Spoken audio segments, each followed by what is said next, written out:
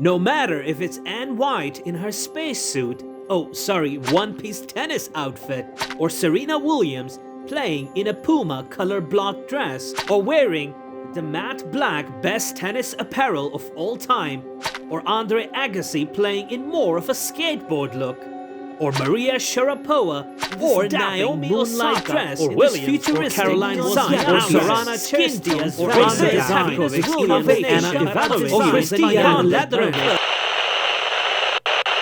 From puffs to dreads, from man buns to hair bands, from black and white and neon lights, we've seen it all. We have come a long way. Welcome to the Rich Rabbit. And today, we'll be talking about the timeline and growth of fashion in tennis. But first things first, if you haven't yet subscribed to our channel, please do consider doing it. And don't forget to click the bell icon. Tennis became popular in Victorian England, and the clothing matched the fashion of the day. Tennis wear was dresses with high collars and long sleeves. Women played tennis in floor-length skirts, stockings, and long-sleeved tops. White was the color of choice and became synonymous with tennis, symbolic of the wealthy upper classes at the time. In 1920s, the flapper era brought many changes. French tennis player Suzanne Lenglen caused a stir when she played Wimbledon with bare arms and a knee-length hemline. She was also the first to bring headbands on the court. During that decade, French tennis player René Lacoste created lightweight breathable cotton shirts and started mass-producing them in 1933. Today, the Lacoste brand continues to manufacture the tops emblazoned with the iconic crocodile. In the 1930s, Helen Wills courtside uniforms fit in with the loose and boxy silhouettes of the time. Instead of impractical long skirts, Wills preferred to wear pleated knee-length skirts and her signature white visor.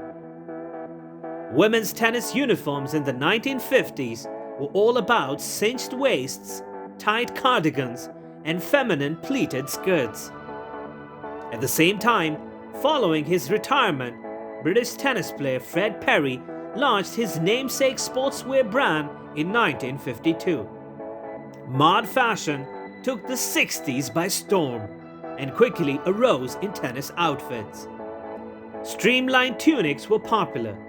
As well, the graphic print shorts worn by English players and Marlis Burel of France.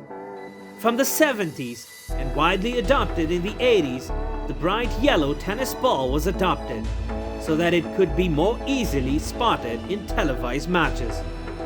It replaced black or white tennis balls from previous years. The decision had an impact on the tennis wardrobe as well. Players opted out of the formal white dress code and began wearing a palette of pastels or bright neon on the court, as seen here on Steffi Graf. And this is where the story of tennis and fashion starts. Well before the infamous Serena Williams catsuit, Anne White made her name in the 80s when she wore the first all-white, full-length bodysuit at Wimbledon. Her match was postponed until the following day, and she was asked to change her clothes. Although White lost the match, television made her outfit a worldwide commodity. The styles featured at this time tended to be more of a rebellious and individualistic nature. At the 1987 US Open, American Chris Evert lost her diamond bracelet on the court during a match. During the 90s, the popular German champion Steffi Graf was often seen wearing a matching colorful and floral skirt, polo, and hair scrunchie. Generally speaking, this decade was all about loud colors, designs, and scrunchies. There was a delay in the turnover time, getting apparel to consumers. After a player won a big event on television, various companies would get flooded with phone calls from the public, wanting the exact outfit worn during the championship match, causing a backlog on orders. But shortly after the start of the internet in the mid-90s, strategic marketing plans gravitated towards a direct-to-consumer approach.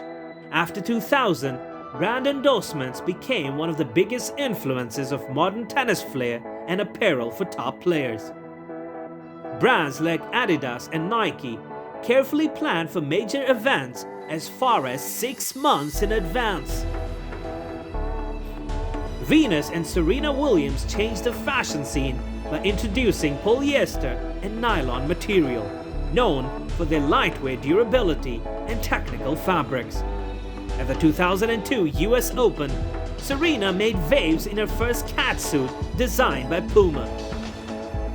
Williams ended up winning the tournament in the tight mini black jumpsuit with a $29,000 Harry Winston bracelet dangling on her wrist. As innovation in fabric improved, tennis apparel began to evolve with elements of sun protection. First popular in Australia, lightweight and breathable UV protection fabrics became standard for most major sportswear companies in 2006. The fabrics used a combination of weave, color, the best ingredients found in sunscreens, as well as millions of the sun-bouncing minerals, titanium oxide and zinc oxide infused at the fiber. The now retired Maria Sharapova was another predominant figure to emerge onto the fashion scene. At 2008 Wimbledon, Sharapova revealed the Nike tuxedo ensemble, which was basically a blazer jacket that she played in during her warm-up. Serena Williams, a longtime rival of Sharapova, also displayed a tuxedo-style blouse at the tournament. In addition, recently retired Caroline Wozniacki of Denmark was known for her very feminine Adidas by Stella McCartney dresses. Wozniacki wore her first dress by the label at the 2009 US Open. The dress had ruffles at the bottom, characteristic of a ballerina skirt. However, over the years, Wozniacki endorsed more tight-fitting dresses for match play and crop tops with high-rise leggings during practice. During the last decade, tennis fashion took a more scandalous approach and pushed the envelope even further. A primary example was in 2010, when Venus Williams wore a lingerie-like black lace dress with red outlining, designed by Williams for her fashion label 11. During the 2016 French Open, Serena Williams began the trend of adding longer leggings to her attire underneath her blue Nike dress. A few months later at the US Open, Serena also started wearing compression sleeves on both arms, eventually creating her own style with this look. The compression sleeve initially arose from Canadian tennis star Milos Raonic, who wore one during the 2014 Miami Masters, as a means to keep the sunlight away from a rash on his arm. Raonic liked the look and continued to wear the one sleeve for a period of time afterwards. 2 years later, the famous Wakanda-inspired black catsuit came to fruition at the French Open. Serena Williams justified the new outfit as being designed to help prevent blood clots, an ongoing issue for the tennis superstar. Unfortunately, the French Tennis Federation president at the time banned the ensemble. Following this controversy, Williams launched a black tutu skirt for the US Open, made by Off-White and Nike. In 2019, Adidas devoted itself to producing apparel that was more sustainable and eco-friendly overall. Their important partnership was initially formed with Parley for the Oceans in 2015. And 2 years later, Adidas sold 1 million pairs of sneakers made from ocean waste. The marine plastic waste is processed and converted to polyester yarn, which is then used to create high-performance sportswear. With more brands coming into the sea of fashion, it is benefiting everyone, creating more comfort for the players and eco-friendly for the world as well. So years of struggle, criticism, innovation and struggle have brought us to where we stand at the moment, where we can wear colors, the ones we like and the way we like them to be. The queens continue to struggle and strive both inside and outside the courts. The divas still inspire us to dream. And with that, it's time for us to call it a day. But we sure hope that you liked the video, and if you did, then, well, you know the rest. Do subscribe to our channel and don't forget to click the bell icon. We never miss any comment, so if you have any suggestions, do post them in the comment section. And I'll see you in the next video.